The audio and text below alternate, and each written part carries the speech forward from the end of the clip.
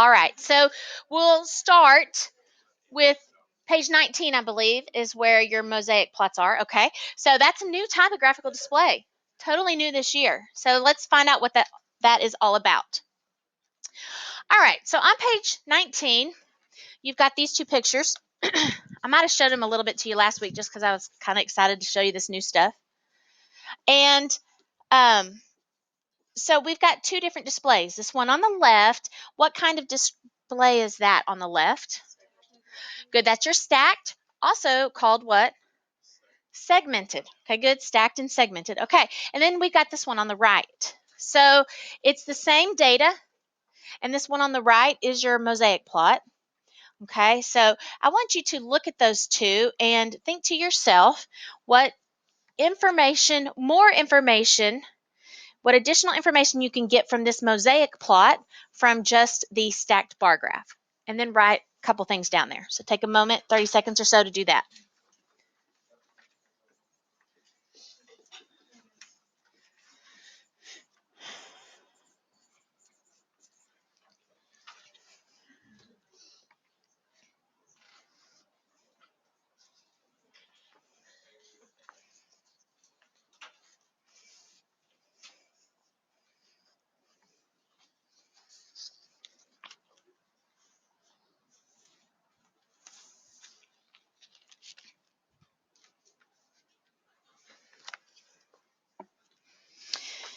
All right, so let's do a quick odds tell the evens, what you saw on this.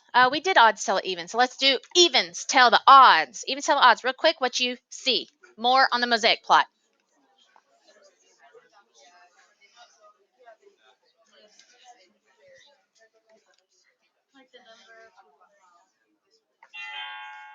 Okay. All right, so evens tell the odds. So the odds tell me, who's odd here? What do you guys got? Okay, what do you think, Gimme?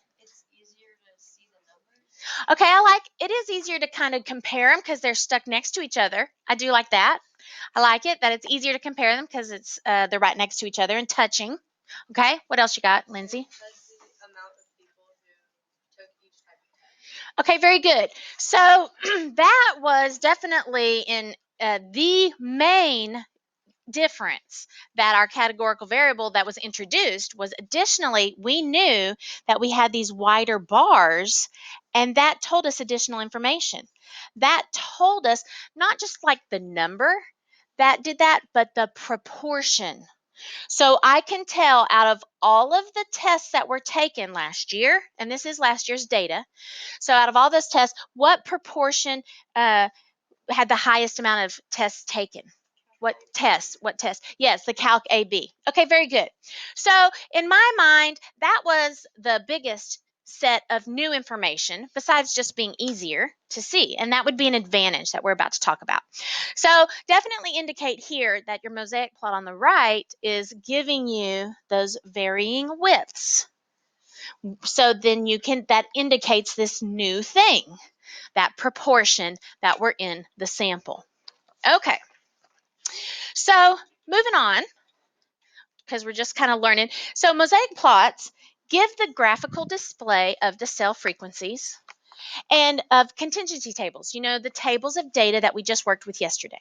Okay, so that's us displaying things like we did. But you know what is really cool about these mosaic plots is that this method allows us to display up to 4 categorical variables, up to 4 things at one time. And so if we're displaying up to 4 things at one time, then like Emmy said, it makes it easier to kind of see each thing next to each other. Okay. I just put these pictures down here because I thought this was some cool pictures of used in finance. It's like the NASDAQ and technology stocks and healthcare, because you can see why they're calling it a mosaic plot. I think it kind of looks like a mosaic. All right, moving on. Okay, so let's study how these mosaic plots are actually made. And we said it comes from a contingency table. So we got that right there. So now this is interesting. I want you to think to yourself, which one of these things do you think would be explanatory variable? Because you know how we've always been talking about that. Which one do you think is explanatory variable versus the non-explanatory?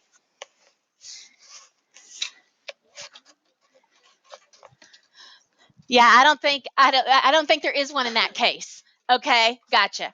So yeah, that's kind of weird, right? So there we go. So in that case, I don't think there is one that you can say because you have green eyes, you're having this or whatever. I mean, that's just your genetics happening with both.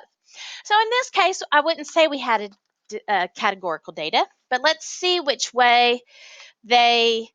I wonder which way they did the axes. Well, let's take a look at how this data is on this mosaic plot here. So look at your axes. We got the x-axis and the y-axis. And so down I'm asking you what various axes are or what's represented by the width and so on that x-axis. Okay? So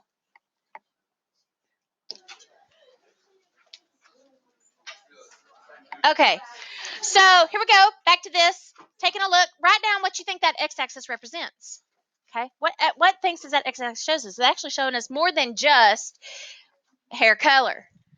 Okay. So x-axis is showing us hair color, but it's also showing us the proportion of the sample that had those. Very good. And see, look, you can see, we had 18 that had the whatever color hair that is, the black. And we had 62 that had the brown. And see, so this was our black hair, and this was our brown hair, and this was our red hair, and this was our blonde. So you can tell the different widths based on that. So our x-axis is the hair color category. And the widths are the proportion of the total. So the proportion of the total amount that are each hair color. So we were saying 18 out of 113 is how we got the black percent. And 62 out of 113 is how we got the brown percent, and so on. So the width is the percent of the total. Now, take a look at the y-axis. Of course, that represents the what? The various eye colors. But how did we get those proportions? Seeing how it's split up. What does this height represent in the eye color? So is it the proportion of the total with that eye color or the proportion of what? Yes, it is conditional upon. So they did this. So out of the people with the black hair, they did the proportion that were brown and the proportion that are blue and the proportion that are hazel and the proportion that are green. So that height is a conditional proportion. So that eye color category is the height is the proportion of that hair color that has that eye color. So that's something to note. So that height is the conditional upon you being black haired, conditional upon you being brown haired, and so on. Okay? All right. So moving on. Now, this picture is taking the same thing, but it is adding in an additional category of gender. So look here. They took each one of these bars and they split it up even further. So here's how they can show a third category even within this. So it actually looks fairly evenly split. Where is maybe not? Well, here, what is this telling me?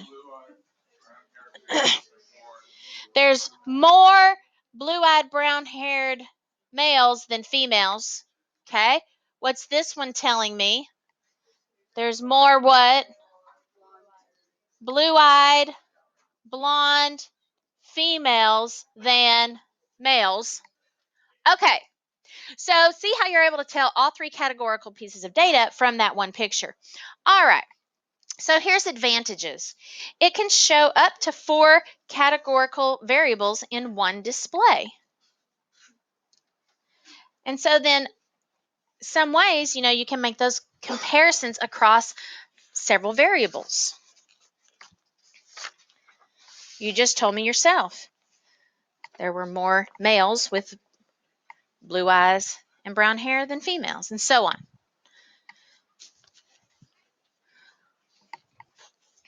Okay, in some ways, comparisons across the variables is easier. Now, before we write down disadvantages or things that are difficult with a mosaic plot, then we're going to actually kind of look at some examples of things that are difficult about a mosaic plot. So let's turn to the top of the next page and look at this situation, because this may make this is considered a disadvantage. So let's say we were visually comparing this. Well, I'll tell you, when I made these notes, I would highlighted that and highlighted that, and I was like, oh, why would I want to compare blue in one category to green in the other? So then when I went back and I made my key, I thought, I'm going to compare that one to that one. So when you have this type of situation, what do you have to say about this comparison? Is it easy for me to see which one has a bigger height and which one has a bigger proportion? So comparing these heights that are spread out is difficult when they are not on a same axis, such as this. This is what would have happened if they were in a regular bar chart. Okay, but having them in a mosaic plot spread them out like this and made it difficult. So that is one of the disadvantages. And so if you turn back and we put that down here on the bottom, that's the first disadvantage that I'd like for you to note about the mosaic plots is this. It may be difficult to compare the various heights or the widths when those areas are not on the same axis. It may be difficult to compare various heights or widths if the areas are not on the same axis.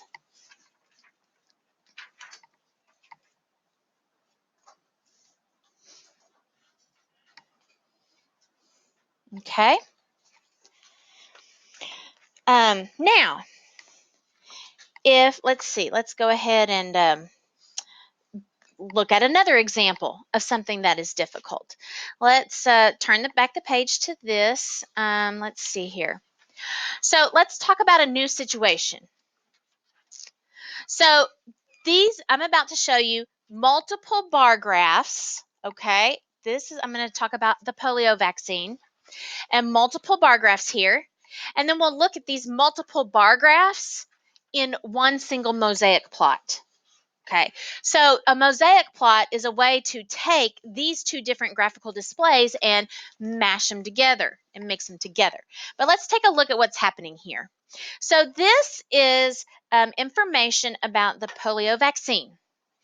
And in particular, we are interested on the likelihood of a vaccinated or a non-vaccinated individual becoming paralyzed if they contract polio.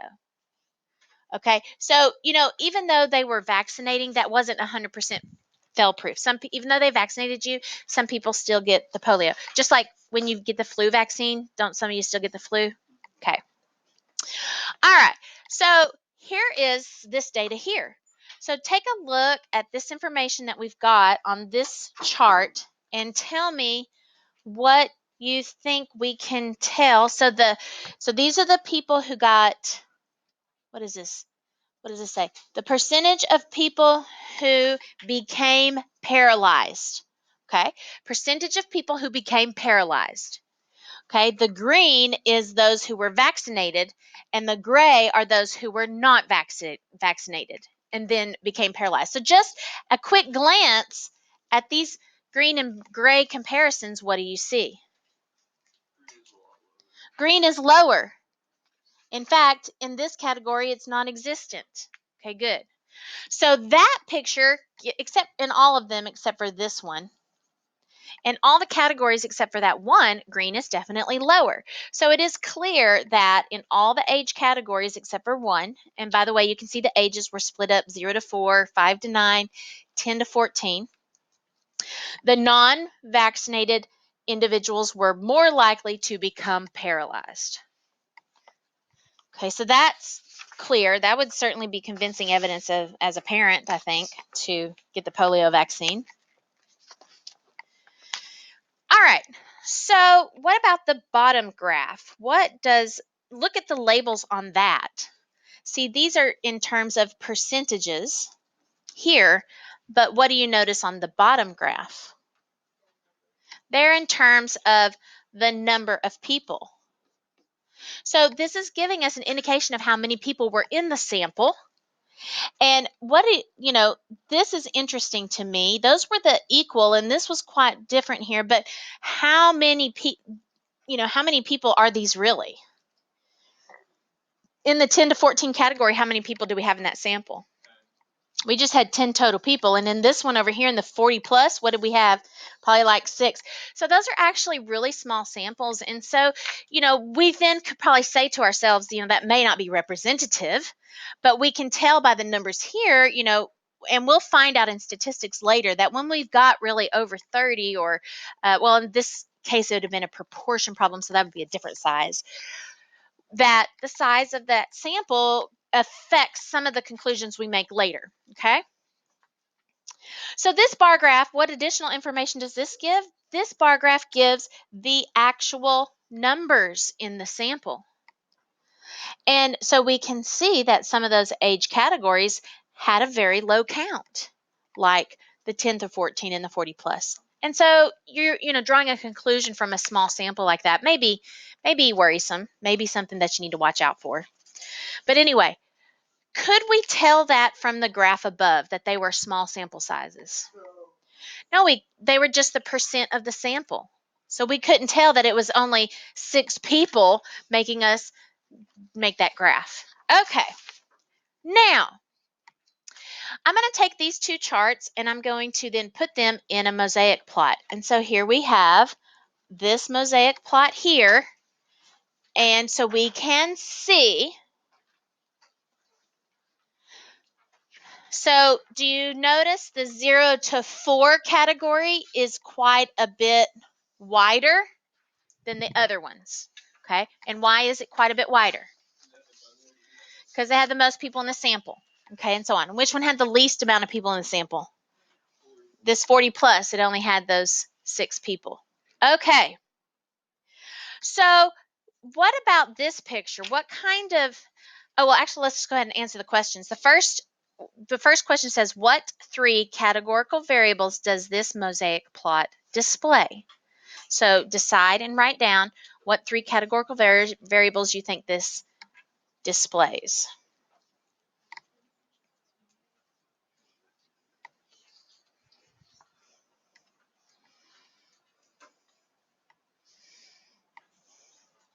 Okay, so I'm going to have the odds tell the evens in a second, what your answers are for that.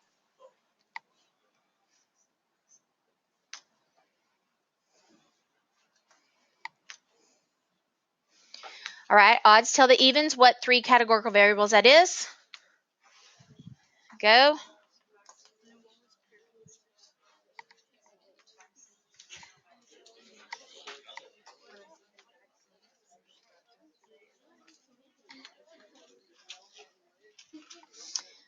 All right, let's see what you came up with.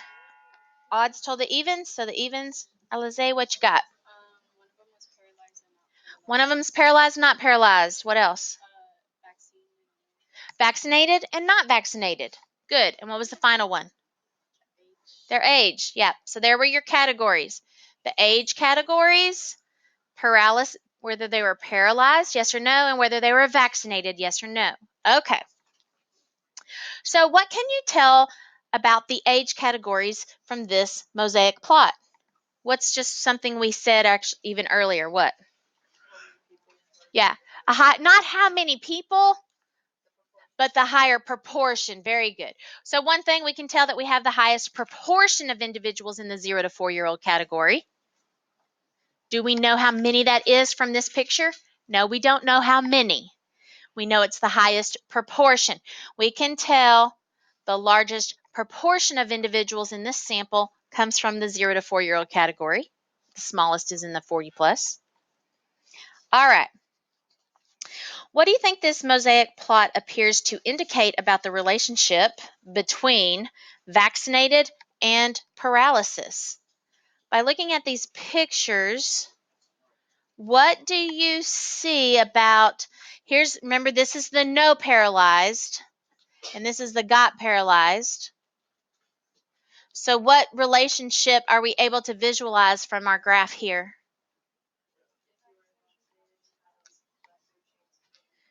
Good.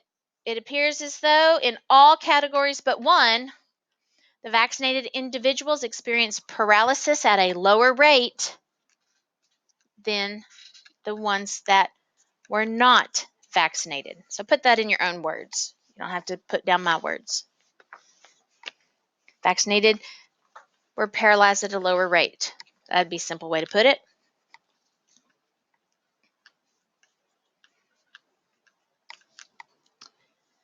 Now, what kind of information were we able to get from the second graph on the previous page that we cannot get from this mosaic plot? The number of people. We just got proportions here in this mosaic plot. We can't tell actual numbers, okay? So that's a limiting factor in our mosaic plots. We cannot tell the actual numbers. Can you have like a scale or something that's like every centimeter equals 100 people or something like that? So maybe there could be mosaic plots where you did some kind of indication of, and if you said this is out of 1,000 people and you knew it was 20%, then you could say that, yes. Okay. But we didn't, we weren't told the total. Yeah. So if you did know percent and you knew the total, you could figure some of that out. Yep. Okay. Now, this is really interesting here. Let's just take a look at this last picture down here at the bottom. You don't have the numbers on them. Okay, but I should pretend like these numbers are not there. Okay. So take a look at these areas. If you look at these areas alone, can you tell the comparison of the number of people in these sections? This is the 5 to 9. Can we tell like which of, look at these two things. Can you tell which of these has more or less people in it between those two squares? Which one do you think has more or less between these two squares right here? Any ideas? Is it hard to tell? Yeah, it's way hard to tell because those areas. Because they're shaped, they may have the same amount of area, but they're different lengths and widths. So that's definitely hard to tell. And the answer is that those actually have the same amount of area. They had the same amount of people in those sections. This had 3 that were not, this had 15, and this had 15. So that is a distinct disadvantage, okay? Definitely this number issue is a distinct disadvantage. So we're going to then take that and go put that on our page, our previous page over here where we were putting our advantages and our disadvantages. And that's this one. So this is back 2 pages to our advantages and disadvantages. And we're writing in this second disadvantage. It may be difficult to determine which area contains the same, more, or less data values. It may be difficult to determine which areas contain the same, more, or less data values. And that example on the bottom of, it's not page 5 for you guys. All right. So that's for the most part it, but actually this third idea comes from the first problem on an assignment that I'm going to have you do. So take a look at this. Some technology programs do not display the labels in a clear way, and I'll show you the example of that. Some technology programs, so go ahead and write your third disadvantage to Mosaic Plots. Some technology programs do not display the labels in a way that matches with the variables. So some technology programs do not display the labels in a way that matches up to the variables. And so I guess it's on your page 25, which is your practice problems that you're going to do. Then we're going to see that. So let me show you that there. On page 25, you've got this going on here. So the following mosaic plot, and this is going to be what your assignment is, pages 25 to 28. So this is the mosaic plot assignment. You guys know that you've got those other two things there because of the pepperelli. All right. And I think I'm going to have that pages 29 to 32. We'll do that first thing tomorrow. But let's take a look at this. So the following mosaic plot is based on people who were on the maiden and only voyage of the Titanic. Of course, this first and only voyage came to an abrupt end when the critically acclaimed ship hit an iceberg and sunk to the depths of the Atlantic Ocean. And so here we have all these things. Now, when I got this picture from the articles that I was making this information from, I personally put this line in here because I thought it was difficult to tell what the heck was going on. So I put this line in here because, do you see this? Adult and children? That is not the blue and the gray sections. What do the blue and the gray sections represent? Death and survivors. You know what's wrong here with this label? And that's what we were just talking about. This label is supposed to be that segment of the data. So you can tell there were not very many children. All of this down here is the proportion of children that were in first class, second class, third class, and there was no children in the crew. And so on, okay? So that's what I meant on that third disadvantage, how the technology doesn't label it clearly. Okay, so I'm going to let you guys go ahead and get started working on your pages 25 to 28 of your mosaic plot practice, and we'll warm up and quiz tomorrow.